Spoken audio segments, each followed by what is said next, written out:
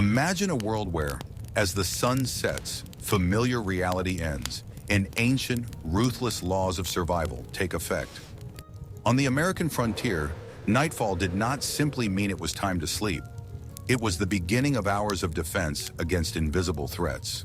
The darkness beyond the walls of a flimsy hut concealed not only predators, but also a fear of the unknown that was as palpable as the cold wind from the mountains. Every evening, millions of people on the frontier of civilization turned their homes into impregnable fortresses using primitive but effective methods. These safety rituals had been honed over years and were passed down not through words but through actions performed with religious precision. A mistake in preparing for the night could cost the settlers everything they had, including their lives. The silence of the night plains was deceptive, and any extraneous sound caused the inhabitants of the house to freeze, listening intently to the emptiness. The fire in the hearth became their only ally in the fight against the absolute darkness that reigned for hundreds of miles around. Watch the video to the end to find out how a simple rope, stretched in a special way, saved entire families from uninvited guests in complete silence.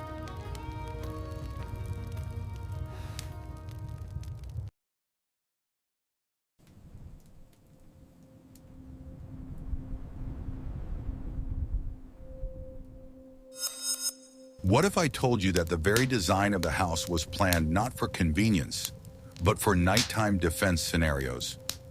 The settlers understood that their homes were not just a place to sleep, but the last line of defense against predators, bandits, and any strangers. Every element of the structure had to withstand the onslaught of a sudden threat, especially at night. Therefore, people thought first and foremost not about comfort, but about safety. This is how the architecture of the early frontier was formed. The house became a shield, not a cozy fortress. The first and main line of defense was always the front door, which in frontier conditions served as the only barrier between warmth and mortal danger. For the family, it was the boundary between peace and anxiety, so its construction was taken extremely seriously. People knew that a strong door could save lives if a threat arose. Even a skinny wolf or bear could try to break in. Therefore, strength was considered the most important quality. The heart of the home always began with the door. Settlers made doors from the thickest oak planks they could find in the area, fastening them with forged nails. Oak was stronger and heavier than most other types of wood, which increased the reliability of the structure.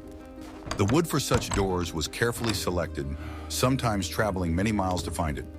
The manufacturing process itself took many hours, as each plank had to fit perfectly. The nails were forged by hand to withstand heavy blows. As a result, the door became almost like a shield. Particular attention was paid to the locking mechanism, which often consisted of a massive wooden beam laid in deep grooves. Such a beam was heavy and could withstand blows from the outside, making the entrance virtually impregnable. It did not break from dampness and served for years. The settlers cut the grooves so that the beam could be easily inserted and removed, but would not shift under pressure. It was a simple but incredibly effective principle. It protected the house better than the metal locks of the time. During the day, the door was opened with a leather cord passed through a small hole on the outside. This cord allowed the door to be opened without removing the heavy beam. It was part of everyday convenience, inconspicuous but important. Sometimes it was concealed so that strangers would not immediately understand how the mechanism worked. The cord withstood frequent use and served for a long time. It was a small detail in a large security system. At night, the cord was always pulled inside, making it impossible to open the door from the outside without using brute force. This gesture was part of the evening ritual, like closing the gates of a fortress. After that, the house became a closed world, completely isolated from external dangers. The family could only relax after the cord disappeared inside. This created a feeling of security. The cord was a small detail, but it was of great importance. This simple gesture of pulling the cord served as an official signal for the start of night mode and complete isolation from the outside world. The children knew that after that, they could not open the door without warning. The adults prepared for bed, checking for any gaps that needed to be closed. Inside, there was silence and concentration. The house was transformed into a fortress. It was a kind of tradition of survival. The windows in early frontier buildings were either absent altogether or were tiny loopholes covered from the inside with heavy shutters. Large windows were considered dangerous because they were easy to break into. Plus, heat escaped too quickly through large openings. Therefore, most houses had small slits that let in a minimum of light. Such openings were easier to protect. They made the house stronger and safer. Glass was a rare luxury, so openings were often covered with oiled paper or skins, which were additionally barricaded at night. The paper provided weak but sufficient lighting during the day. The skins protected against wind and predators, making the house warmer. At night, they were held in place with wooden slats or stones so that no one could move them. This created a cave-like feeling of shelter. The walls became thicker thanks to these layers. Such precautions allowed even a small dugout to be turned into a kind of safe, impossible to enter silently. Any enemy trying to open a window or door inevitably made noise. This gave the family time to wake up and prepare. Noise became the first line of warning at night. Despite their poor construction, dugouts proved to be surprisingly reliable. They saved lives. The location of the sleeping places inside the room was also not random and was subject to strict survival logic. People knew that sleeping near doors was dangerous. Therefore, they placed their beds so that they could keep an eye on the entrance. Sometimes the most experienced member of the family slept near the door. This created a living security system. The house was transformed into an organized space. Beds and pallets were never placed close to doors or windows to avoid drafts and possible sudden attacks. Sleeping near openings was considered irresponsible and dangerous. Even pets were usually placed closer to the walls than to the entrance. The settlers developed rules that were strictly observed. These habits were passed down from generation to generation. They were based on experience and fear. The center of the room was considered the safest area, where the most vulnerable members of the group were placed. These were children, the sick, or the elderly. The center retained heat best due to its distance from the walls. In case of danger, the center was also the most protected from intrusion. Therefore, families gathered closer to each other. The center of the room became the heart of nighttime defense. We would be very interested to hear your point of view. What do you think about how far modern security systems have advanced compared to oak beams? Write about it in the comments and don't forget to subscribe to the channel.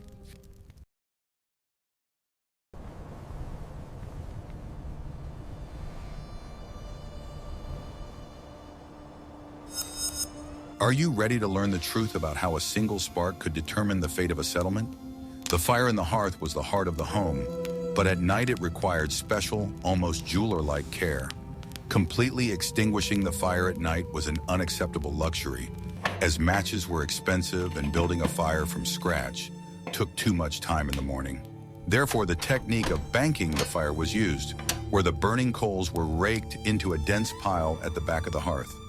This pile of coals was carefully covered with a thick layer of ash, which blocked the oxygen supply but retained the heat inside. A properly preserved fire could smolder for up to 10 hours, providing the house with minimal heat without an open flame.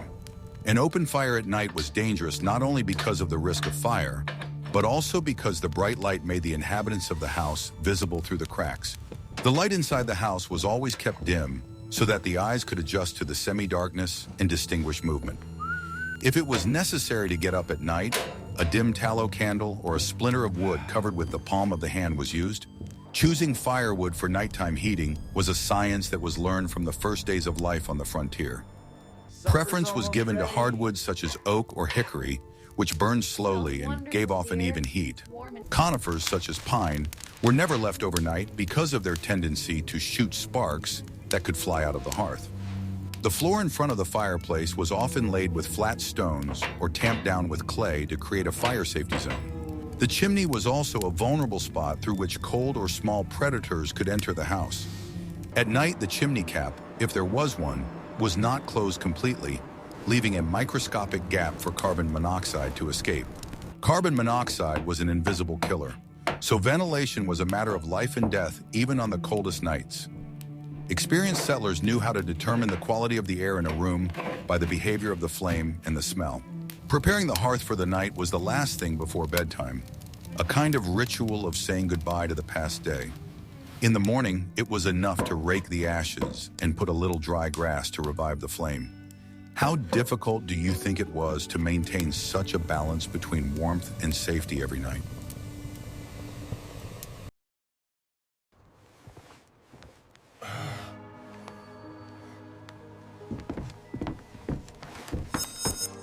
What if I told you that the expression "sleep soundly" has a literal physical meaning?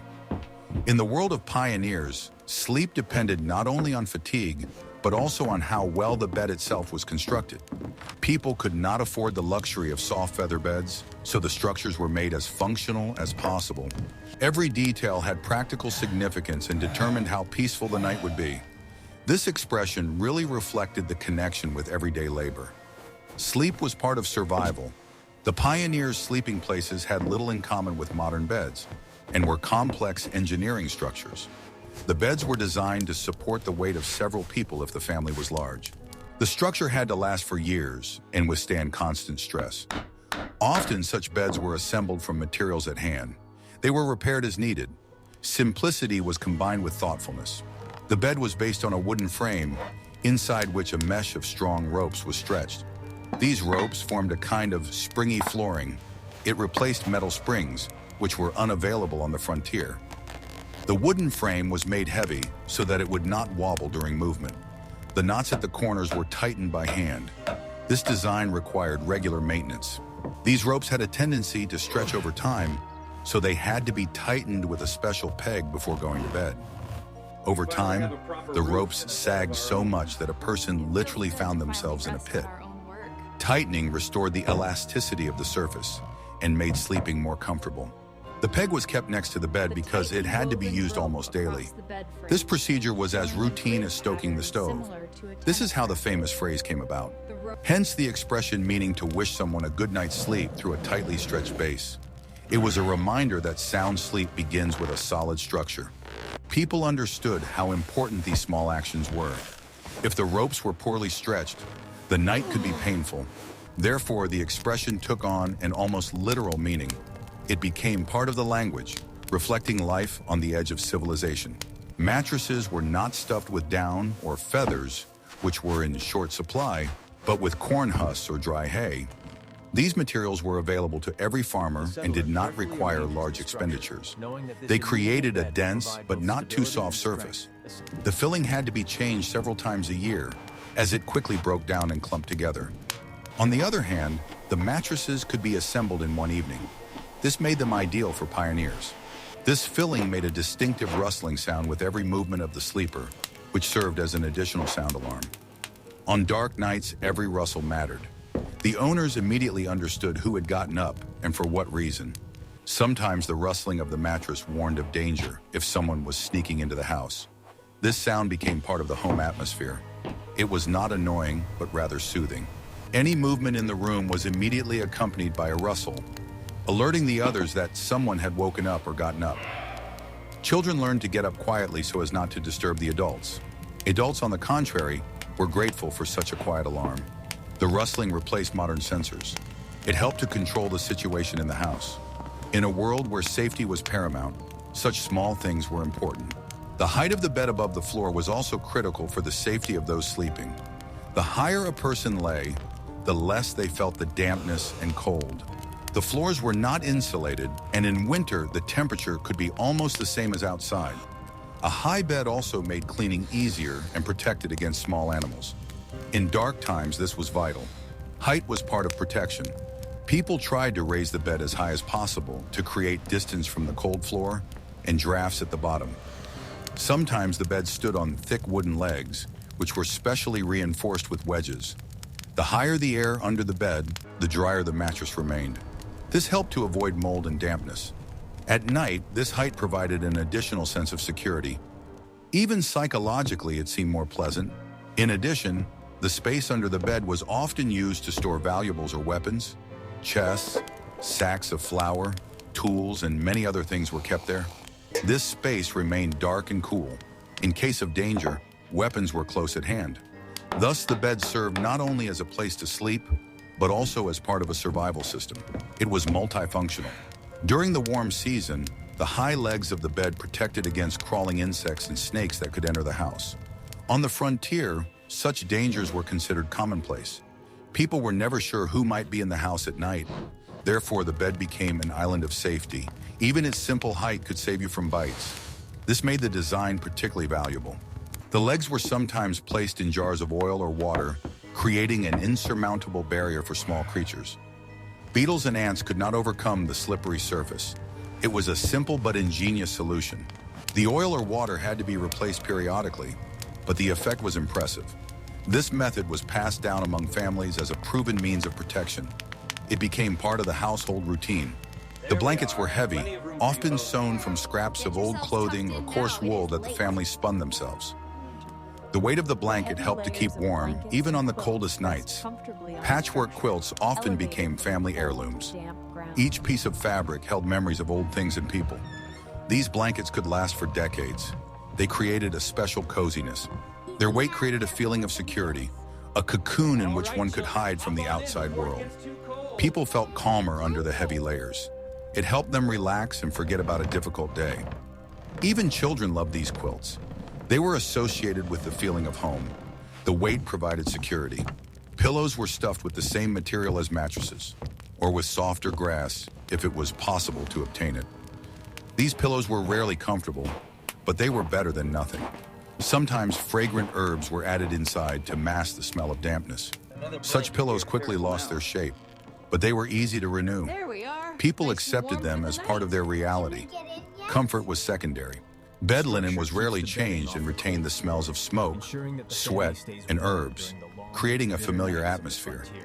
These smells became part of the home and reminded people of past seasons. They mingled with the aroma of wood and food. Even if the linen was rough, it gave a feeling of permanence. People knew that these smells would accompany them throughout their lives. They were part of everyday life.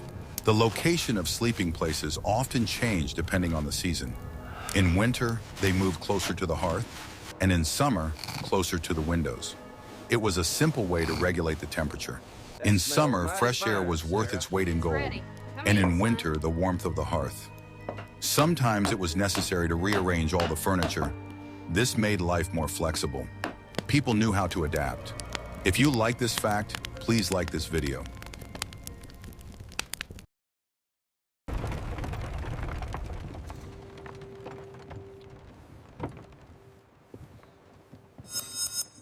Want to know a secret that will change your perception of traveling in wagons? For those who were on their way to new lands, night posed an even greater threat than it did for those living in houses. The settlers formed the famous circle of wagons, which was not just a figure of speech, but a real fortification. The wagons were linked together with drawbars and chains, creating a closed perimeter that was impenetrable to mounted attacks. Livestock was herded inside this circle at night to protect it from predators and theft, as well as to keep it warm. People slept either in the wagons themselves, on narrow shelves piled high with belongings, or under them on the ground. The space under the wagon was considered relatively safe, as the massive wheels and body protected against the weather. The wheels were often lined with sacks of grain or boxes to provide additional protection from stray bullets or arrows. Guards were posted outside the circle, changing every few hours according to a strict schedule. Guarding the camp was the responsibility of all adult men, and evading it was considered a serious offense. The guards never stood by the fire so as not to lose their night vision and become an easy target. They patrolled the perimeter, listening to the sounds of the steppe and observing the behavior of animals inside the circle.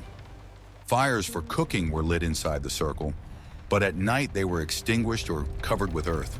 In case of alarm, the entire camp could take up defensive positions in a matter of minutes, using the wagons as a breastwork. Women and those unable to fight remained in the center of the circle, in small pits dug in advance. This tactic turned a group of scattered wagons into a single organism capable of repelling superior forces. It was a mobile fortress that was dismantled every morning and reassembled every evening. Discipline in such caravans was ironclad, as the lives of all depended on the actions of one. Sleep was fitful, with loaded weapons and shoes always at hand. Life in a circle of wagons taught people to rely on each other and act in unison in any situation. In the next chapter, you will learn how people learn to hear what is inaccessible to the ordinary ear.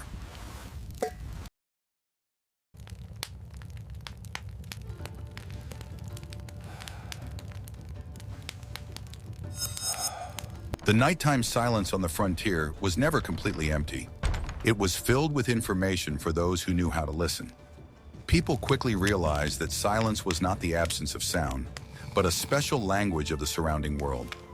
Every rustle had meaning, and it was dangerous to ignore it. In the darkness, hearing replaced sight, helping to navigate where the eyes could no longer help. Experienced residents perceived silence as part of the landscape. It was as much a landmark for them as trees or a river. Experienced frontier dwellers developed the ability to distinguish between dozens of nuances of nighttime sounds. They could tell how far away a sound was and what caused it. It was impossible to learn this in a short period of time. It required years of living in the wilderness. This skill was passed down from older to younger generations as an important element of survival. People constantly trained their hearing, even when they did not feel threatened. It became part of their nature. They knew how the wind sounded as it passed through dry grass, and how that sound differed from footsteps. The grass rustled smoothly, while footsteps were sharp and rhythmic. If the sound was too regular, it meant the presence of a living creature. The ability to distinguish such nuances helped to react in time. Even a slight deviation from the usual sound could change the behavior of the family. People became attentive observers of the night. A sudden cessation of the singing of crickets or frogs was a sure sign of danger, indicating the presence of a stranger nearby. These insects and amphibians reacted faster than humans, and their silence was perceived as an alarm bell. The inhabitants immediately understood that the atmosphere had changed. The silence became thick and tense. This forced everyone to gather their thoughts and prepare for action. Nature itself warned people.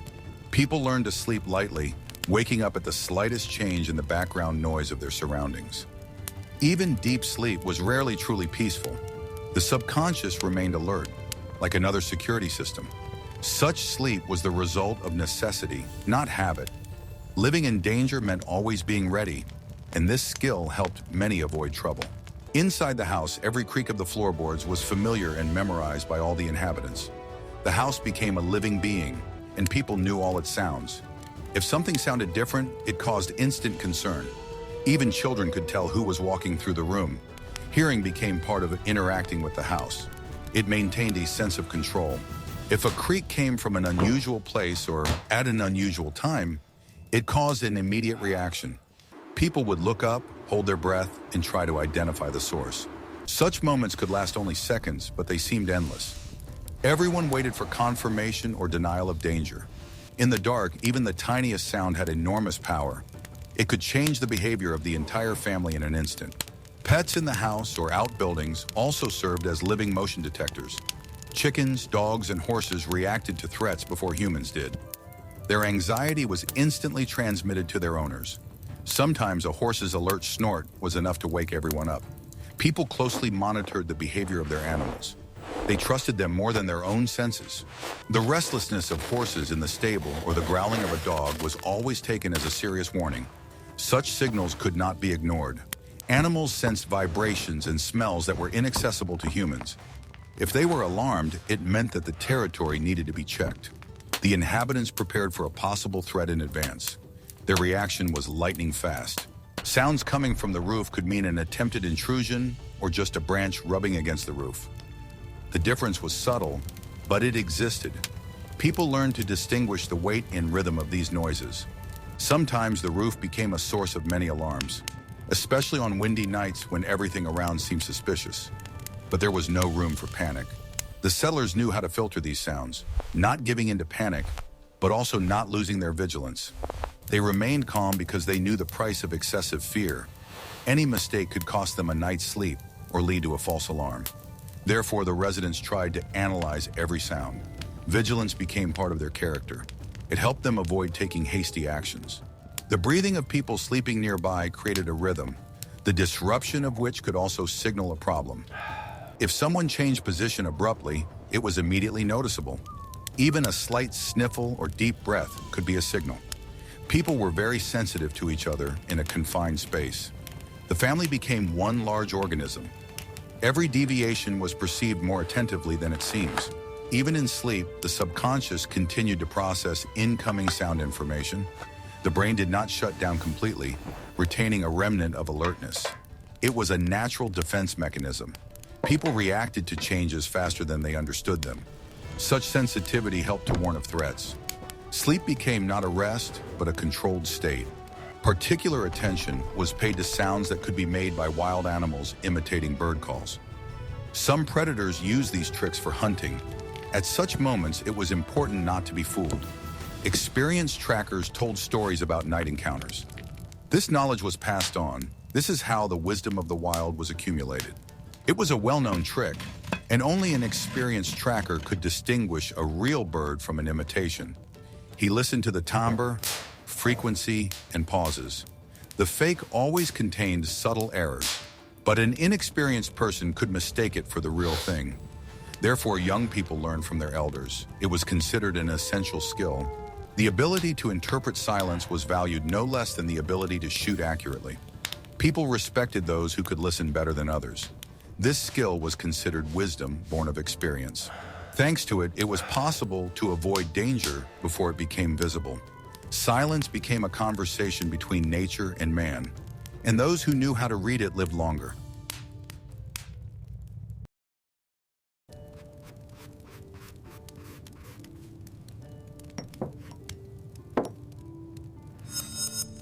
What I am about to show you is prohibited in 12 countries, but back then it was the norm. Weapons on the frontier were not hidden in safes.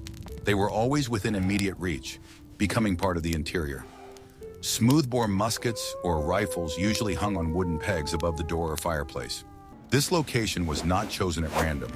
The weapons were protected from the dampness of the floor and were always in plain sight.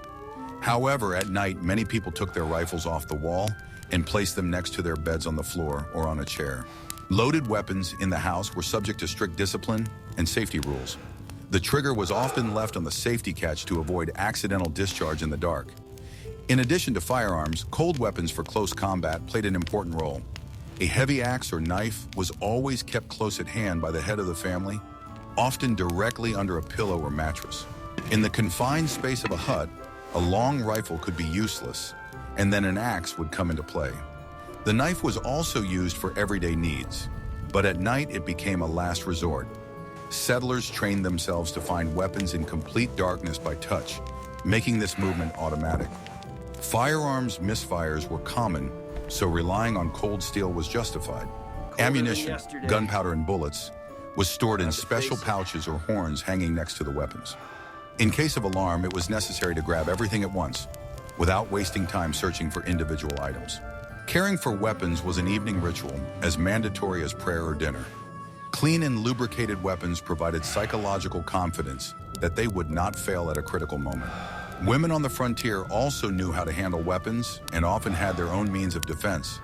This leveled the playing field in the struggle for survival, making every home dangerous for attackers. Do you think having weapons helped people feel calmer, or did it increase anxiety?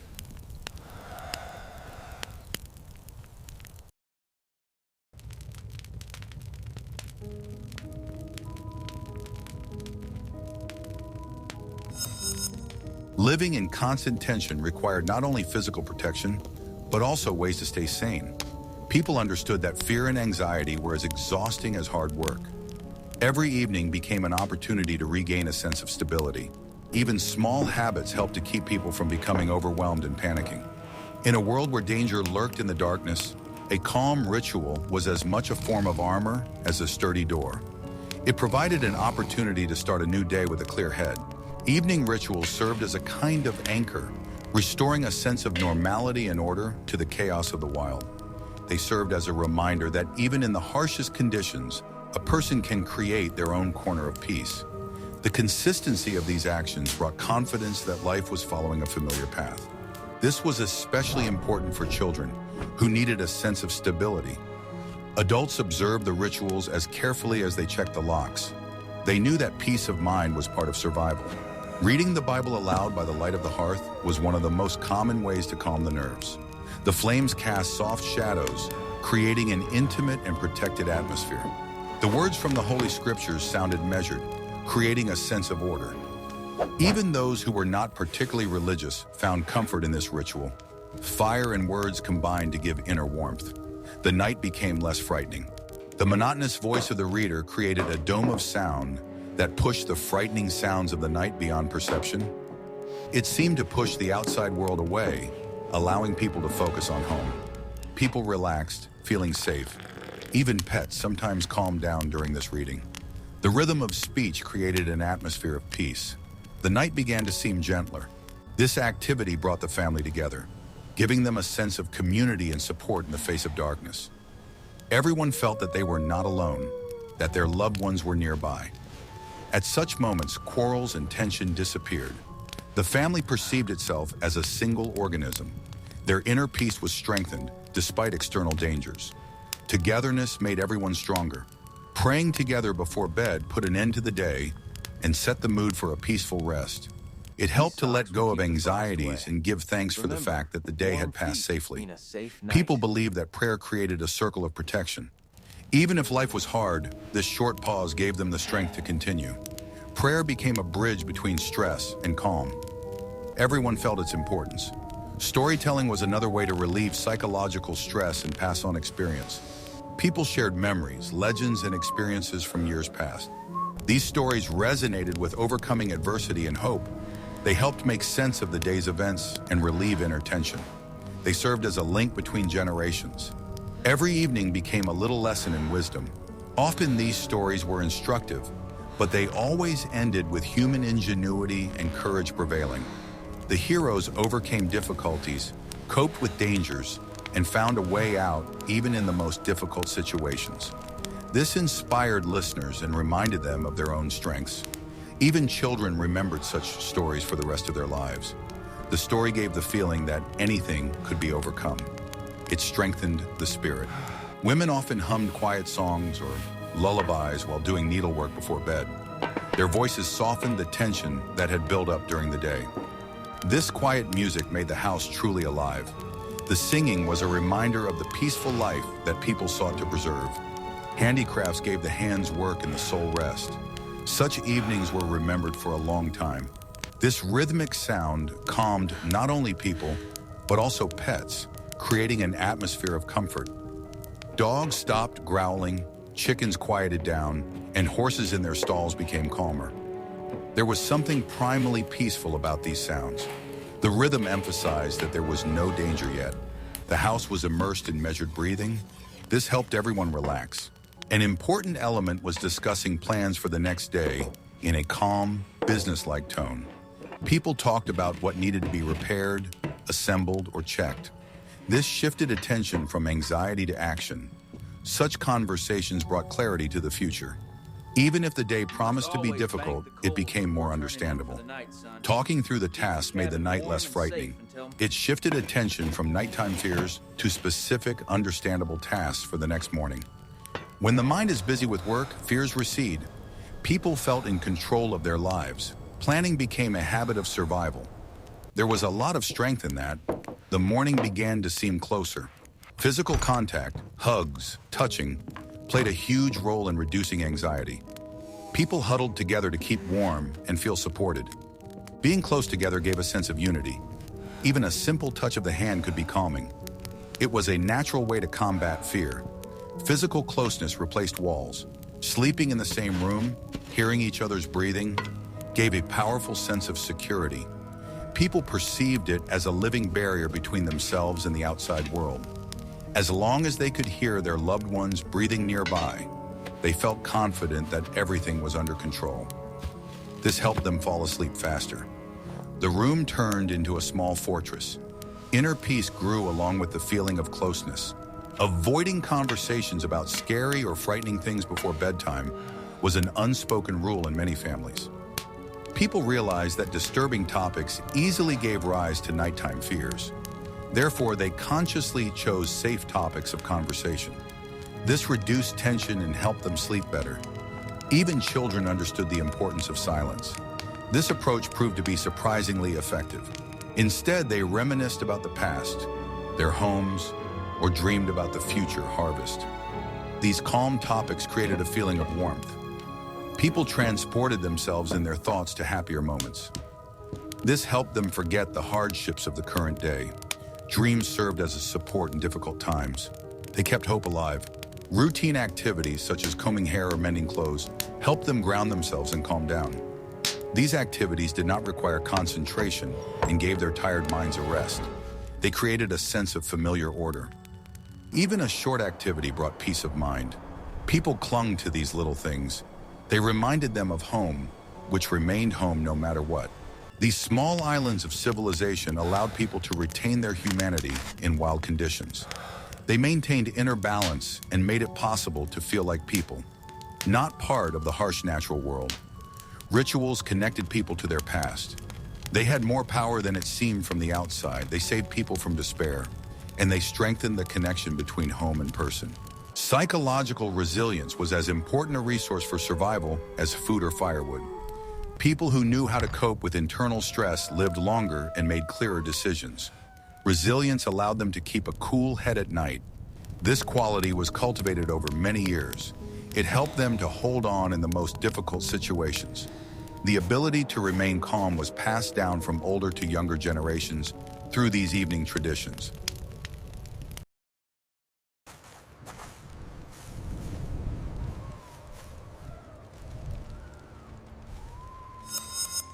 On treeless plains where there were no logs for walls, people dug into the ground, creating sod houses. These dwellings had their own specific nighttime security features, different from log cabins. The thick turf walls provided excellent sound insulation, but this was both a blessing and a curse.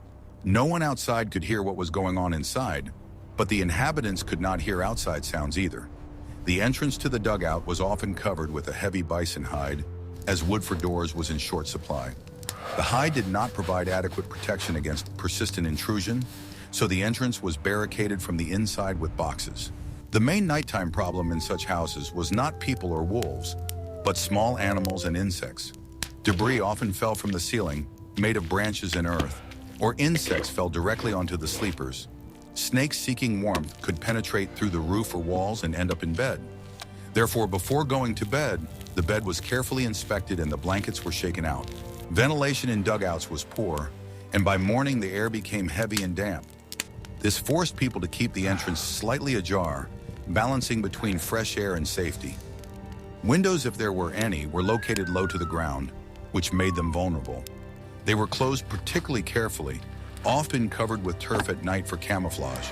The location underground gave a feeling of protection from the wind and bullets, but created a fear of being buried alive. The roofs of turf houses could collapse under the weight of snow or prolonged rain.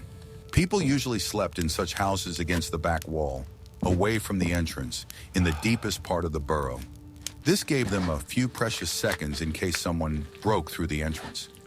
Life in a dugout required a special disposition and the ability to put up with the constant presence of dirt everywhere. But even these burrows were turned into cozy and safe homes.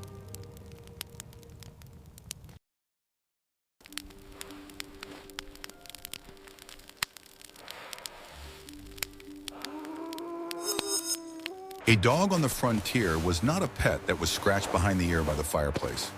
It was a working tool, an integral part of the perimeter security system.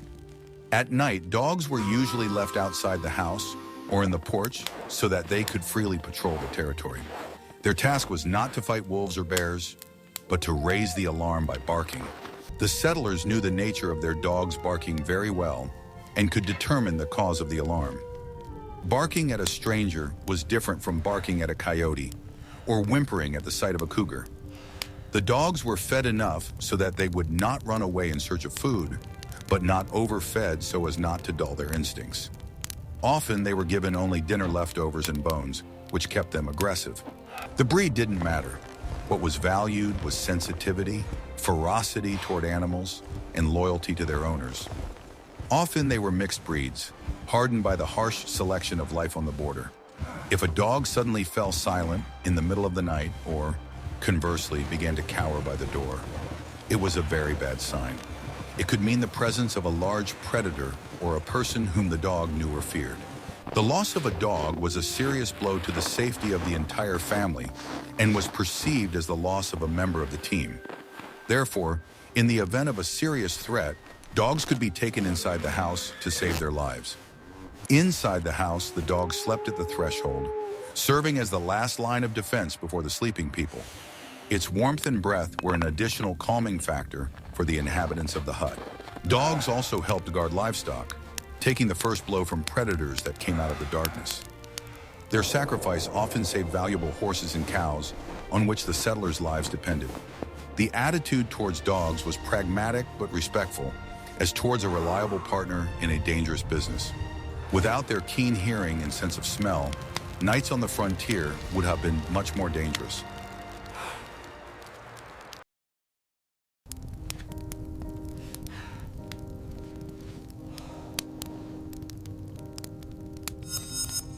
Dawn on the frontier brought not only light, but also a physical sense of relief and release from tension. The first thing the head of the family did after waking up was to go to the door and listen to the sounds outside. Only after making sure that everything was quiet did he pull out the bolt and carefully open the door. The bright sunlight streaming into the dark hut symbolized victory over another night. This was followed by the obligatory inspection of the area around the house for fresh tracks. He had to check whether anyone had approached the windows or doors under cover of darkness. Traces in the dew or dust could tell a whole story about who had visited the yard at night and why. These signs were carefully studied in order to take precautions for the following night. Checking the livestock was the next important step. Were all the animals there? Were any injured or frightened? The integrity of the pens and stables was checked for burrows or broken poles. The fire in the hearth was stoked from the embers, adding fresh wood and putting water on to boil. The smell of smoke and coffee finally dispelled the remnants of nighttime fears and brought people back to reality. The windows were opened to let in fresh air and ventilate the room from the smell of smoke and stuffiness. The beds were tidied up, fluffing up the straw mattresses that had become matted overnight. Weapons were removed from the combat platoon or returned to wall mounts if they were not needed during the day. The tension subsided, giving way to everyday concerns and hard work. Each such morning was a small celebration of life, confirmation that all the protective measures had worked. People had survived, preserved their property, and were ready for a new day of struggle. This cycle repeated itself day after day, forming a special rhythm of life, subject to the movement of the sun. The night was a test, and the morning was a reward for vigilance and foresight.